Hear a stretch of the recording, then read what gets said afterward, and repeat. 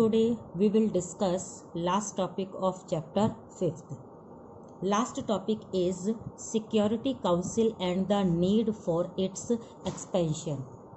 It means United nation का आपने जो कंपोजिशन देखा उसमें एक ऑर्गन की हमने बात करी थी जो बहुत ज़्यादा पावरफुल था। लास्ट वीडियो में हमने कंपोजिशन में 6 ऑर्गन्स यूनाइटेड नेशन के डिस्कस किए थे। उसमें एक पावरफुल ऑर्गन था सिक्योरिटी काउंसिल। तो लास्ट जो टॉपिक है उसमें हम डिस्कस करेंगे कि वो जो ऑर्गन है सिक्योरिटी काउंसिल उसको एक्सपैंड करने की नीड क्यों है।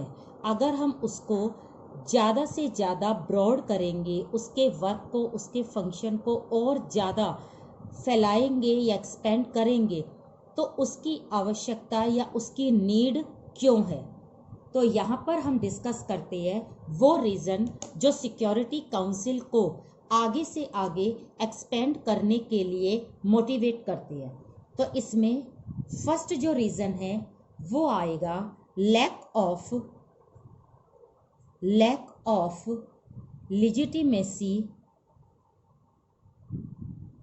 legitimacy and accountability. It means अगर सिक्योरिटी काउंसिल को हमने ज़्यादा से ज़्यादा नहीं बढ़ाया, इसमें सुधार, इसमें रिफॉर्म्स या इसमें चेंज नहीं किए तो सबसे पहले यूएन के अंदर जो लीगल डिसीजन लिए जाते हैं, जो यूएन अकाउंटेबल है, वो नहीं रहेगा। क्योंकि सिक्योरिटी काउंसिल में किसी तरह के चेंज नहीं होंगे, उसके काम, उसके वर्क एक्सपेंड नहीं होंगे तो अपने आप ही उसके अंदर किस चीज़ की कमी आ जाएगी, किस चीज़ की लैकिंग आ जाएगी, वो है लेजिटिमेसी और अकाउंटेबिलिटी। जवाबदेही जो सिक्योरिटी काउंसिल यूएन के थ्रू करती है, ये सारी चीज़ें उसकी अपने आप क्या हो जाएगी, ख़त्म हो जाएगी या फिर डिस्ट्रॉय हो जाएगी। तो आगे सिक्योरिटी काउंसिल की लेजिटिमेसी और अकाउंटेबिलिटी को प्रोटेक्ट करने के लिए ही सिक्योरिटी काउंसिल के काम को, उसके वर्क को, फंक्शन को एक्सपेंड करना जरूरी है। सेकंड हम इसके रीज़न को देखते हैं, वो है एक्सपेंशन ऑफ मेंबर्स सीट्स। इससे मतलब है कि सिक्योरिटी काउंसिल जो एक प्रोमिनेंट ऑर्गन है, तो यहाँ पर हमें ये ध्यान रखना है कि इसमें जितने मेंबर है, जैसे कि हमने लास्ट वीडियो में डिस्कस किया था कि सिक्योरिटी काउंसिल के जो मेंबर है वो है 15, जिसमें से 10 जो है वो है नॉन परमानेंट और जो 5 है वो है परमानेंट। तो हम यहाँ पर बात कर रहे हैं परमानेंट मेंबर की। परमानेंट मेंबर सिक्योरिटी काउंसिल में 1945 से ही सेटअप थे, जो आज भी 5 ही है। तो यहाँ पर ये बहुत ज़रूरी है कि उसके मेंबरशिप को, उसकी मेंबरशिप सीट को आगे से आगे एक्सपेंड किया जाए। तो 5 से बढ़ाकर हमें कम से कम इसकी सीट को कितना करना चाहिए, 25। और ये जो मेंबर है ये स्पेशली एशिया और अफ्रीका कॉन्टिनेंट से लिए जाने चाहिए, क्योंकि यहाँ की जो कंट्रीज़ है वो लगातार डेवलप्ड हो रहे हैं और उनका जो क्राइटेरिया है, उनकी जो पावर है वो लगातार वर्ल्ड पॉलिटिक्स में बढ़ती जा रही है। अगर हम उन देशों को, उन कंट्रीज़ को सिक्योरिटी काउंसिल में मेंबरशिप देंगे तो अपने आप ही सिक्योरिटी काउंसिल में एक ट्रस्ट बढ़ेगा। और ये ट्रस्ट किसका होगा, डेवलपिंग कंट्रीज़ या थर्ड वर्ल्ड का। तो थर्ड वर्ल्ड के कंट्रीज भी यूएन पर ट्रस्ट कर सके, एक कॉन्फिडेंस रख सके।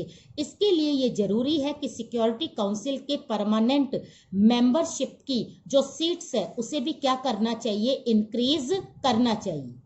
नेक्स्ट आता है थर्ड रीजन। थर्ड में हम बात करते हैं रिफॉर्म्स इन वीटो प्रोसेस।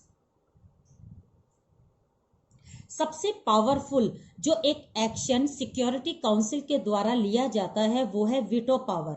और ये हमने लास्ट वीडियो में बहुत अच्छे से डिस्कस किया था कि जो ये वीटो पावर है ये मेनली कौन से मेंबर्स को मिलती है, ये मिलती है 5 परमानेंट मेंबर्स को। और 5 परमानेंट मेंबर्स ही इस पावर को एंजॉय करते हैं। तो यहाँ पर अब जरूरी है कि सिक्योरिटी काउंसिल की इस वीटो पावर में कुछ रिफॉर्म्स किए जाए। अब रिफॉर्म्स में हम वीटो पावर में क्या चीज चेंज कर सकते हैं, तो यहाँ पर जो वीटो पावर सिर्फ 5 मेंबर्स को दे रखी है और ये पांचों मेंबर्स जो सुपर पावर है इनकी मोनोपोली सिक्योरिटी काउंसिल के थ्रू किसके ऊपर रहती है, वो है यूनाइटेड नेशन। तो यूनाइटेड नेशन जो है वो एक तरह से खुलकर आराम से इजीली स्मूथली काम नहीं कर पाता, क्योंकि इसके ऊपर जितने भी पावरफुल ये 5 परमानेंट मेंबर है ये इसको प्रेशराइज करते हैं और इसके थ्रू सिक्योरिटी काउंसिल की काम में, उसके वर्क में एक डाउट अपने आप ही पैदा हो जाता है। और ये डाउट कौन करता है, डेवलपिंग कंट्रीज। तो अब आगे आने वाले इन फ्यूचर सिक्योरिटी काउंसिल को बढ़ाने के लिए, उसमें रिफॉर्म करने के लिए सबसे बड़ी चीज है कि उसकी वीटो पावर को चेंज किया जाए। या तो वीटो पावर को हटा दिया जाए और या फिर वीटो पावर का जो क्राइटेरिया है उसको बढ़ा दिया जाए। वीटो पावर के क्राइटेरिया को बढ़ाने के लिए हमें इसके परमानेंट मेंबर की सीट्स भी क्या करनी पड़ेगी, इंक्रीज। और या फिर ये परमानेंट मेंबर चाहे 5 रहे लेकिन इनकी वीटो पावर क्या कर दी जाए, वीटो पावर एक तरह से हटा देनी चाहिए या डिक्लाइन कर देनी चाहिए, ताकि सिक्योरिटी काउंसिल पर हर कंट्री अपना फेथ रख सके। नेक्स्ट हम फोर्थ करते हैं सोशियो कल्चरल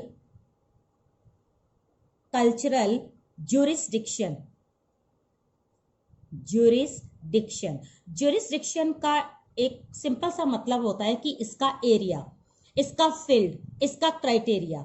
हमने शुरू से ये देखा है कि यूनाइटेड नेशन जो था ये सेकेंड वर्ल्ड वॉर के बाद सेटअप किया गया था और इसका मेन काम था थर्ड वर्ल्ड वॉर से पूरे वर्ल्ड को बचाना। ये इसका मेन काम माना गया था और इसने अपना ये काम बहुत अच्छे से निभाया भी। लेकिन आज या आगे आने वाले टाइम पर सिक्योरिटी काउंसिल के काम में, उसके चेंज में कुछ और रिफॉर्म होने भी जरूरी है। तो हमने नेक्स्ट जो रिफॉर्म की बात करी है वो है उसका क्राइटेरिया या इसका ज्यूरिसडिक्शन। अब जो सिक्योरिटी काउंसिल कुछ भी काम करे उसमें कुछ काम डेवलपमेंट के होने चाहिए, कल्चरल, एजुकेशनल, सोशल, वेलफेयर काम भी बहुत जरूरी है। पहले सिक्योरिटी काउंसिल के काम सिर्फ कैसे होते थे, पॉलिटिकल में सिर्फ एक्शन आता था, किसी भी कंट्री को रोकना, कोई भी वॉर करना, बैलेंस ऑफ पावर करना, किसी के लिए या किसी कंट्री के अगेंस्ट में कोई रिजिड एक्शन लेना, ये सारे काम पहले सिक्योरिटी काउंसिल करती थी। इट मींस इसका ज्यूरिसडिक्शन सिर्फ कहां तक लिमिटेड था, वो था सिर्फ पॉलिटिकल। लेकिन अब सिक्योरिटी काउंसिल को पॉलिटिकल के अलावा और कौन से काम करने चाहिए, सोशल, कल्चरल, ये काम भी अब सिक्योरिटी काउंसिल के द्वारा किए जाने चाहिए। क्योंकि आजकल प्रॉब्लम्स पॉलिटिकल ही नहीं है, आजकल प्रॉब्लम्स कैसी हो गई है, सोशल और कल्चरल। और आजकल हर एक कंट्री का सोशल और कल्चरल जो डेवलपमेंट है वो बहुत ज़्यादा जरूरी है। आजकल जो कंट्रीज है वो किसी वॉर से या बैलेंस ऑफ पावर से बहुत ज़्यादा डरी हुई नहीं है। वो डरती है, किस चीज़ से डरती है, जैसे डिजीज से डरती है, इलिटरेसी से डरती है, पॉवर्टी से डरती है, अनएम्प्लॉयमेंट से डरती है। तो ये भी एक प्रॉब्लम्स है और इन प्रॉब्लम्स को अब कौन दूर करेगा, सिक्योरिटी काउंसिल ही करेगा। आजकल कोई युद्ध नहीं होता, लेकिन आजकल क्या चीज होती है, डिजास्टर आ जाता है। एनवायरमेंट जो लगातार खराब होता जा रहा है, उस एनवायरमेंट को सुधारने के लिए भी अब किसके एफर्ट्स जरूरी है, वो है सिक्योरिटी काउंसिल। तो सिक्योरिटी काउंसिल के फील्ड को बढ़ाने की जरूरत इसलिए है क्योंकि आजकल पॉलिटिकल काम क्या हो रहे हैं, कम हो रहे हैं। नेक्स्ट हम और लास्ट रीजन जो ले रहे हैं वो है रियलिटीज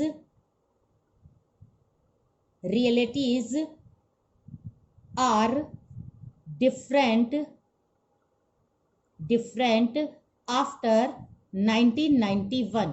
अगर हम 1991 की बात कर रहे हैं तो किसकी बात कर रहे हैं, end of cold war. Cold war जो एंड हुआ था वो 1991 में हुआ था, ये बात आप सबको अच्छे से पता है।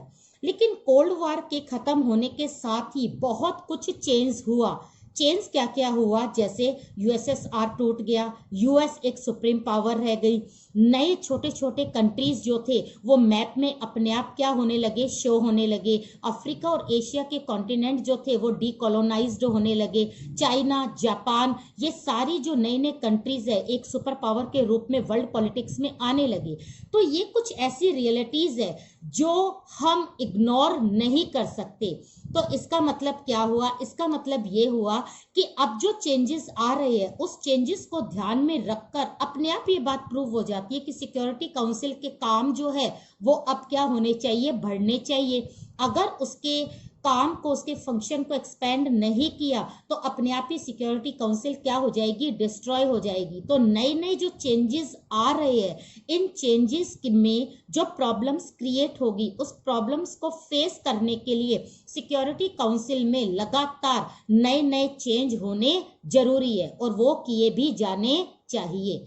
तो इस तरह से हमने इन 5 पॉइंट्स में एक बात बिल्कुल क्लियर करी है कि सिक्योरिटी काउंसिल में ये सारे रिफॉर्म्स होने चाहिए और इनका जो क्राइटेरिया है वो एक्सपेंड होना चाहिए। और उसकी ज़रूरत क्यों है, उसकी नीड इसलिए है क्योंकि वो अकाउंटेबल रहे, वो लीगल रहे, या फिर उसकी मेंबर सीट अगर बढ़ेगी तो डेवलपिंग कंट्रीज भी उसमें अपना कंट्रीब्यूशन देंगे, फेथ रखेंगे, एक तरह से ट्रस्ट अपने आप ही जनरेट होगा। वीटो पावर में जो मोनोपोली यूनाइटेड नेशन में चलती है उस वीटो पावर को हटा देना चाहिए या फिर वीटो पावर के क्राइटेरिया को बढ़ाना चाहिए। अभी वीटो पावर सिर्फ 5 सुपर पावर के पास है, तो ये वीटो पावर दूसरे कंट्रीज के पास भी होनी चाहिए, जिससे सिक्योरिटी काउंसिल का काम और ज्यादा क्या रहेगा, इम्पार्शियल रहेगा। इसके बाद जो आजकल उसका ज्यूरिसडिक्शन सोशल और कल्चरल में बढ़ता जा रहा है, उसके फंक्शन को और ज्यादा बढ़ाना चाहिए। सिर्फ पॉलिटिकल काम ही ना करे बल्कि कैसे काम करे, सोशल और कल्चरल। लास्ट अगर हम बात करें तो बात यह आती है कि कोल्ड वार के खत्म होने के साथ ही काफी सारी जो चेंजेस है वो हमारी वर्ल्ड पॉलिटिक्स में आए। उन चेंजेस को ध्यान में रखते हुए अपने आप ही सिक्योरिटी काउंसिल के काम क्या होने चाहिए, चेंज होने चाहिए। आजकल जो नई नई प्रॉब्लम्स है, जैसे टेररिज्म की है, जैसे आजकल इकोनॉमी बहुत ज्यादा लो चल रही है, सिविल वॉर हो रही है, क्लाइमेट चेंज हो रहा है, तो ये सारे काम भी सिक्योरिटी काउंसिल अपने तरीके से और अपने बेस पर करे। तो इस तरह से हमने इस टॉपिक को एक शॉर्ट में देखा है। ये टॉपिक बिल्कुल नया है, न्यू सिलेबस में अभी ऐड हुआ है। लास्ट हम बहुत शॉर्ट में बात करेंगे, वो है एजेंसीज ऑफ यूएन। हमने लास्ट वीडियो में बात कंपोजिशन की करी थी और कंपोजिशन में हम बात कर रहे थे सिर्फ 6 ऑर्गन्स की। तो यूएन जो काम करती है वो अपने 6 ऑर्गन्स को साथ में लेकर और इसके साथ ही 15 एजेंसीज को लेती है। उसकी 15 एजेंसीज है जिसके थ्रू वो अपनी सारी सर्विस पूरे वर्ल्ड के कंट्रीज को प्रोवाइड करवाती है। लेकिन हमारे सिलेबस में सिर्फ 4 ही एजेंसीज को हमें पढ़ना है। पहले अलग थी लेकिन अब कुछ चेंज हुआ है सिलेबस में, तो हम यूएन की सिर्फ 4 एजेंसीज को डिटेल में पढ़ेंगे, जिसमें फर्स्ट आता है UNESCO, United Nation Educational Scientific Cooperation Organization. ये जो एस्टेब्लिश हुआ था, सेटअप हुआ था, ये हुआ था 1946 में। वर्ल्ड के कंट्रीज के अंदर यूनाइटेड नेशन एक एजुकेशनल साइंटिफिक तरीके से नए नए जो चेंजेस करती है, जो टेक्निक्स एक दूसरे कंट्रीज को प्रोवाइड करवाती है, वो कौन सी एजेंसी के थ्रू करवाती है, वो है यूनेस्को। तो यूनेस्को के थ्रू हर कंट्री अपने आप को डेवलप्ड कर सकता है, ग्रोथ कर सकता है, ताकि वो आगे बढ़ सके। इसके बाद आपको सेकंड जो एजेंसी लर्न करनी है वो है United nation international child emergency fund, यानी यूनिसेफ। यूनिसेफ को भी सेटअप किया गया था 1946 में यूएन के अंडर में। यूनिसेफ का काम सिर्फ इतना है कि यूएन के अंडर में जो भी कंट्रीज है, उन कंट्रीज में जो भी चाइल्ड है, तो चाइल्ड की ग्रोथ के लिए, यूथ की ग्रोथ के लिए कुछ पैसा वो प्रोवाइड करवाती है। अगर जो जहाँ पर चाइल्ड लेबर हो रही है, जहाँ पर बच्चे जो है वो एजुकेटेड नहीं है या बच्चों में कुछ डिजीज है, तो सिर्फ बच्चों के रिलेटेड या उसके बिलोंग्स जो भी प्रॉब्लम है, उस प्रॉब्लम को दूर करने के लिए जो एजेंसी काम करती है उसे बोलते हैं यूनिसेफ। तो ये आपको लर्न करना है। उसके बाद हम थर्ड पे आते हैं, वो है इंटरनेशनल लेबर ऑर्गेनाइजेशन। ये सेटअप हुआ था 1919 में। तो ये कब हुआ था, ये देखा जाए तो फर्स्ट वर्ल्ड वॉर के समय ही हुआ था, लेकिन इसको यूएन का भी एक एजेंसी बना दी गई। इंटरनेशनल लेबर ऑर्गेनाइजेशन का काम सिर्फ इतना है कि यूएन के अंडर में जितने भी कंट्रीज है, उन कंट्रीज में जितने भी लेबर है, लेबर को प्रोटेक्ट करना, उनके लेबर लॉ से उनको अवेयरनेस दिलवाना, उनके साथ कोई एक्सप्लॉयटेशन ना हो, कोई डिस्क्रिमिनेशन ना हो, और उनको कोई ऑनर, कोई सप्रेस्ड ना करे, उन्हें प्रेशराइज ना करे, उन्हें इक्वल वेजेस मिले। यहाँ तक कि लेबर में जो मेल और फीमेल है उनके साथ भी यदि कोई डिस्क्रिमिनेशन होता है तो ऐसी चीजों को कौन सुनता है, वो सुनेगा यूएन की ये एजेंसी इंटरनेशनल लेबर लॉ, जो पूरे वर्ल्ड के कंट्रीज फॉलो करते हैं। और इससे कंट्रीज के अंदर जितने भी श्रमिक है, जितने भी लेबर क्लास है, उन्हें क्या मिलती है, प्रोटेक्शन मिलती है। लास्ट आता है हमारा WHO, वर्ल्ड हेल्थ ऑर्गेनाइजेशन। ये सेटअप हुआ था 1948 में। 1948 में इसका काम सिर्फ इतना है कि वर्ल्ड के हर एक कंट्रीज में इस तरह की हेल्थ कंडीशन को प्रोवाइड करवाना, ताकि सबके सब सारे कंट्रीज के जो सिटीजन्स है वो डिजीज फ्री रह सके, उनकी हेल्थ अच्छी हो। और हेल्थ को इम्प्रूव करने के लिए जो भी पैसा दिया जाता है वो WHO से ही प्रोवाइड करवाया जाता है। कहीं पर भी कोई महामारी, कोई एपिडेमिक फैल गई है लाइक कोविड-19, तो इसके लिए WHO लगातार पैसा फंड करती है ताकि वो देश उस महामारी से, उस डिजीज से लड़ सके। तो ये एजेंसी पूरे वर्ल्ड में अपना काम अपने तरीके से करती है, अपना सबका एक एक फील्ड है। यूनेस्को की बात करें तो ये एजुकेशन से रिलेटेड है, यूनिसेफ की बात करें तो ये चाइल्ड से रिलेटेड है, ILO की बात करें तो ये लेबर से रिलेटेड है, और WHO की बात करें तो ये हेल्थ से रिलेटेड है। तो कुल मिलाकर सारी एजेंसी किसके लिए बेनिफिट्स, किसके लिए सर्विस प्रोवाइड करवाती है, वो करवाती है अपने अंडर कंट्रीज और कंट्रीज में रहने वाले सिटीजन्स। तो इस तरह से ये चैप्टर 5 जो है वो आज हमारा यहाँ पर कंप्लीट हो गया है। ये हमारा लास्ट टॉपिक था, और ये जो एजेंसी है आपको बहुत शॉर्ट में लर्न करनी है।